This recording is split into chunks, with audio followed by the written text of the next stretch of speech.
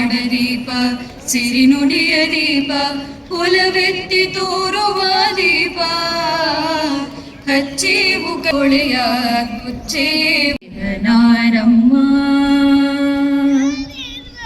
ಕಮ್ಮಗೊಲ್ಲನ ವೈರಿಸುತನಾದ ಸುಂದರ ಉಮಾ ಮಹೇಶ್ವರಿ ನಿಮ್ಮೊಳಲದ ಕಿವಿ ಓರೆದಡಿಯನಾರಮ್ಮ ಮೂರು ಕಣ್ಣಿನ ಸೂತ ಮುರಿದೆಟ್ಟ ಚಂದ್ರನ ಧೀರದ ಗಣನಾಥನಿಯ ತನುಜಾತೆ ಜಯ ಹೇ ಕರ್ನಾಟಕ ಮಾತೆ ಜಯ ಸುಂದರ ನದಿವನಗಳ ನಾಡೆ ಜಯ ಹೇ ರಸ ಋಷಿಗಳ ಬೀಡೆ ಭೂದೇವಿಯ ಮಕುಟದ ನವಮಣಿಯೇ ಗಂಧದ ಚಂದದ ಹೊನ್ನಿನ ಗಣಿಯೇ ರಾಘವ ಮಧುಸೂದನರವತರಿಸಿದ ಭಾರತ ಜನನಿಯ ತನುಜಾತೆ ಜನನಿಯ ಜೋಗುಳ ವೇದದ ಘೋಷ ಜನನಿಗೆ ಜೀವವು ನಿನ್ನಾವೇಶ ಹಸುರಿನ ಗಿರಿಗಳ ಸಾಲೆ ನಿನ್ನಯ ಕೊರಳಿನ ಮಾಲೆ ಕಪಿಲ ಪತಂಜಲ ಗೌತಮ ಜಿನನುತ ಭಾರತ ಜನನಿಯ ತನುಜಾತೆ ಶಂಕರರ ಮನುಜ ವಿದ್ಯಾರಣ್ಯ ಬಸವೇಶ್ವರ ಮಧ್ವರ ದಿವ್ಯಾರಣ್ಯ ತನ್ನ ಷಡಕ್ಷರಿ ಪೊನ್ನ ಪಂಪಲ ಕುಮಿಪತಿ ಚನ್ನ ಕುಮಾರ ವ್ಯಾಸರ ಮಂಗಳಧಾಮ ಕವಿ ಕೋಗಿಲೆಗಳ ಪುಣ್ಯಾರಾಮ ನಾನಕ ರಾಮಾನಂದ ಕಬೀರರ ಭಾರತ ಜನನಿಯ ತನುಜಾತೆ ತೈಲಪ ಹೊಯ್ಸಳರಾಳಿದ ನಾಡೆ ಡಂಕಣ ಜಕಣರ ನೆಚ್ಚಿನ ಬೀಡೆ ಕೃಷ್ಣ ಶರಾವತಿ ತುಂಗ ಕಾವೇರಿಯವರ ರಂಗ ಚೈತನ್ಯ ಪರಮಹಂಸ ವಿವೇಕರ ಭಾರತ ಜನನಿಯ ತನುಜಾತೆ ರಸಿಕರ ಕಂಗಳ ಸೆಳೆಯುವ ನೋಟ ಹಿಂದೂ ಕ್ರೈಸ್ತ ಮುಸಲ್ಮಾನ ಪಾರಸಿಕ ಜೈನರುದ್ಯಾನ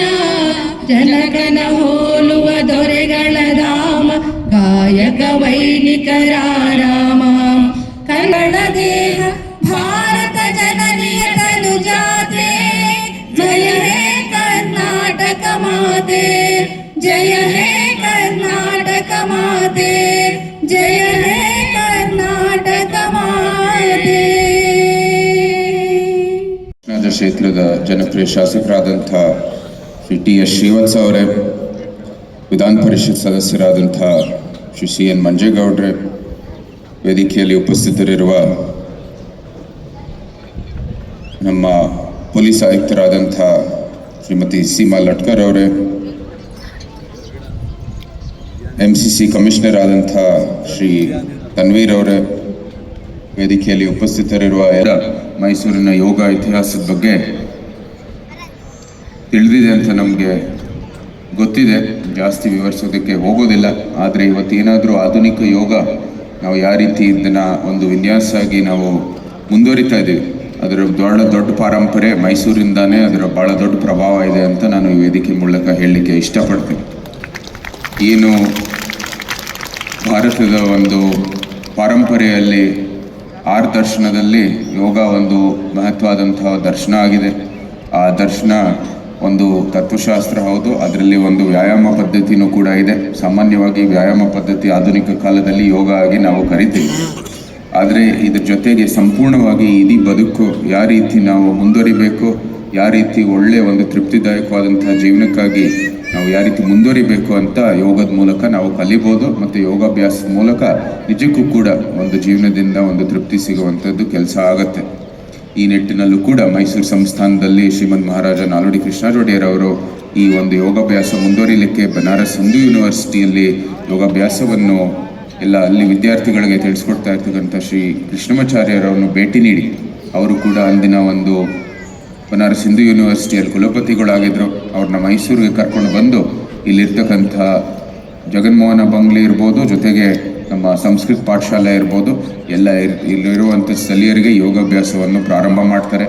ಆ ಸಂದರ್ಭದಲ್ಲಿ ಅವರು ಹೇಳ್ತಾರೆ, ಮುಂದೆ ಬರುವಂಥದ್ದು ಯುದ್ಧಗಳಲ್ಲಿ ಮತ್ತು ಬರುವಂಥದ್ದು ಎಲ್ಲ ಒಂದು ವೇದಿಕೆಗಳಲ್ಲಿ ಇವತ್ತು ಯೋಗಾಭ್ಯಾಸ ನಾವು ಬಳಸಬೇಕಾಗಿದೆ.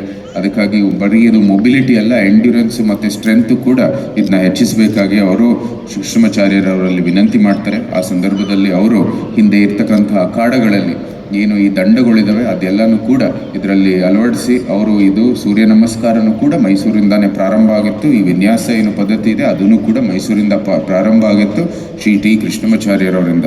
ಸೊ ಇದು ನಮಗೆ ಭಾಳ ಹೆಮ್ಮೆಯ ಸಂಗತಿ ಮತ್ತು ಇದು ಪದೇ ಪದೇ ಉಲ್ಲೇಖ ಮಾಡಿ ಇವತ್ತು ಮೈಸೂರು ಆಧುನಿಕ ಯೋಗದ ಒಂದು ಕೇಂದ್ರವಾಗಿದೆ. ಸ್ವಾಭಾವಿಕವಾಗಿ ಇಲ್ಲಿ ಒಂದು ಯೋಗ ವಾತಾವರಣ ಸೃಷ್ಟಿಯಾಗಿದೆ. ತಮ್ಮೆಲ್ಲರ ಒಂದು ಪ್ರೇರಣೆಯೊಂದಿಗೆ, ತಮ್ಮೆಲ್ಲರ ಒಂದು ಸಹಾಯದೊಂದಿಗೆ ಇದು ಮೈಸೂರು ಒಂದು ಯೋಗಕ್ಕೆ ಕೇಂದ್ರವಾಗಿದೆ. ಇವತ್ತು ಸರ್ಕಾರನೂ ಕೂಡ ಕೈ ಜೋಡಿಸಿದೆ. ಏನು ಪ್ರಧಾನಮಂತ್ರಿಯವರು ಈ ಒಂದು ಯೋಗಾಭ್ಯಾಸ ಭಾರತದ ಸಾಫ್ಟ್ ಪವರ್ ಆಗಿ UN-ಗೆ ಇವತ್ತು ಅದನ್ನ ಒಂದು ಮನವಿ ಮಾಡಿ ಅಲ್ಲಿ ಇಡೀ ಅಂತಾರಾಷ್ಟ್ರೀಯ ಮಟ್ಟದಲ್ಲಿ ಇದು ಒಂದು ಒಳ್ಳೆಯ ಅಭ್ಯಾಸ ಇಡೀ ವಿಶ್ವದಲ್ಲಿ ಮಾಧ್ಯಮ ಮಿತ್ರರಿಗೂ ಅಂತಾರಾಷ್ಟ್ರೀಯ ಯೋಗ ದಿನಾಚರಣೆಯ ಶುಭಾಶಯಗಳು. ಯೋಗ ಕರ್ಮಸ್ಸು ಕೌಶಲಂ, ಅಂದರೆ ಕರ್ಮಗಳಲ್ಲಿ ಕುಶಲತೆಯೇ ಯೋಗ.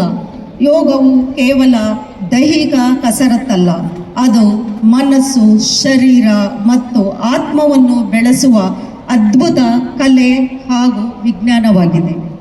ಭಾರತೀಯ ಸಂಸ್ಕೃತಿಯ ಜಗತ್ತಿಗೆ ನೀಡಿದ ಈ ಅಮೂಲ್ಯ ಕೊಡುಗೆಯನ್ನು ಇಂದು ಇಡೀ ವಿಶ್ವವೇ ಸಂಭ್ರಮದಿಂದ ಆಚರಿಸುತ್ತಿದೆ.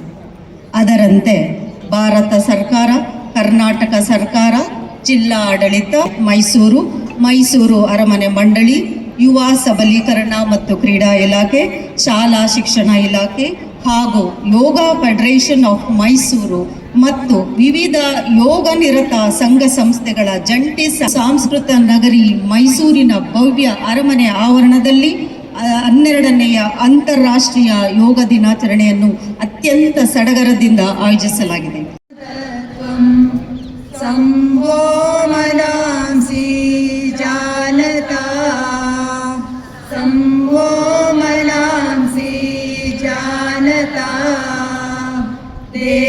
देवाभागं यथा पूर्वे देवाभागं यथा पूर्वे संज्ञानाना उपासते संज्ञानाना उपासते संज्ञानाना उपासते संज्ञानाना उपासते संज्ञानाना उपासते संज्ञा